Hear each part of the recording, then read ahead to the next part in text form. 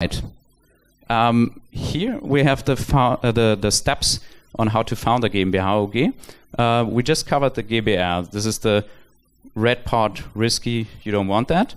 To the right-hand side, this is our goal, the GmbH. There is something in between, and we're going to talk about that.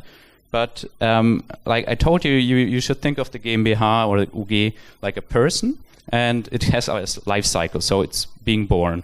And so you have to think of all the steps that you need to take in order to get the company born. And the first step is the dating. You, as the co-founders meet, you develop an idea, you want to agree on, how you want, do you want a baby together? Do you want to really get involved with one another? And like I told you, don't do anything more. Don't live in a wild marriage, so to speak. Go to get the contracts right away.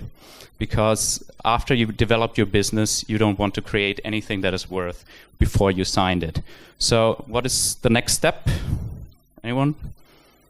Paperwork, yes.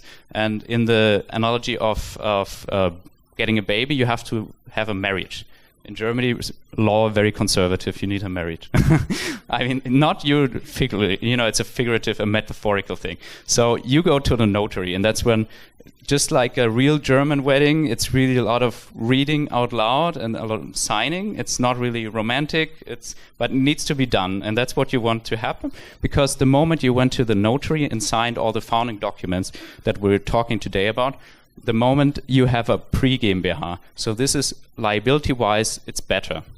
But you're still not right there. The next step, how do you get the baby? All right, I think all you know. So the next thing is intercourse. I refer to it. So, like I told you, the GmbH is a baby of money. It's a pile of money, and that's why the action that takes place is putting the money into the bank account. So that is when it's fertilized, when you start to be pregnant with the company.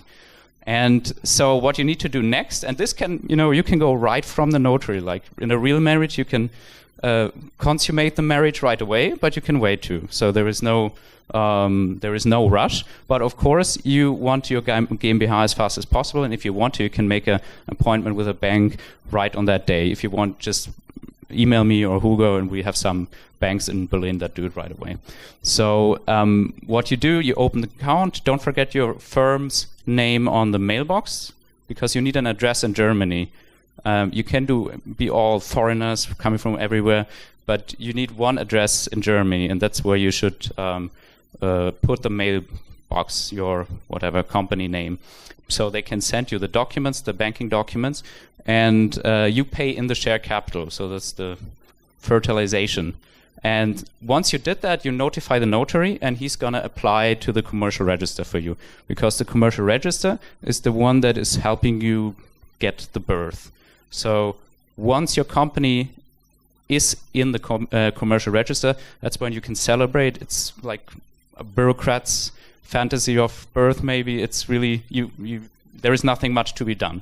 So you just realize one day you click on commercial register and you see that your company's in there. So not a lot of not really exciting. The only things that you should pay in that pre-GmbH phase is the commercial register and the notary. And don't pay anything else, because you're going to be liable for it and it's going to be messy. So you have to wait to really do business until you are entered into there. Okay, and now is the most boring part, because when you have a kid, you have to do all the errands, food to any administration. You have to apply to kindergarten.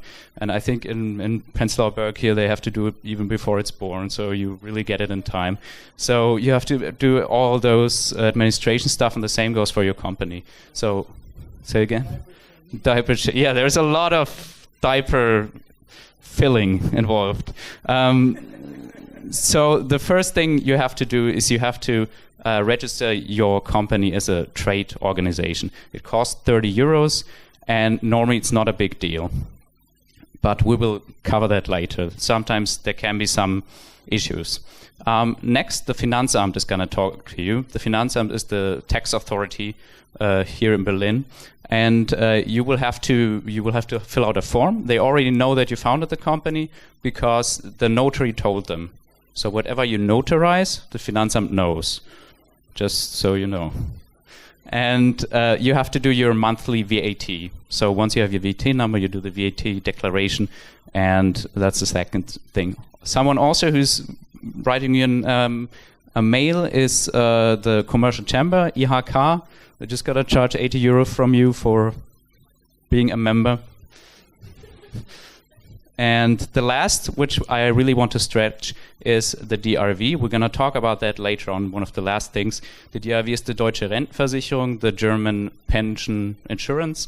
And as a managing director, I told you the guys running the GmbH, you should do a status check on that, especially if you get paid. I'm going to talk about that later. But keep that in mind when you have all the founding errands that you have to do. Okay, now we know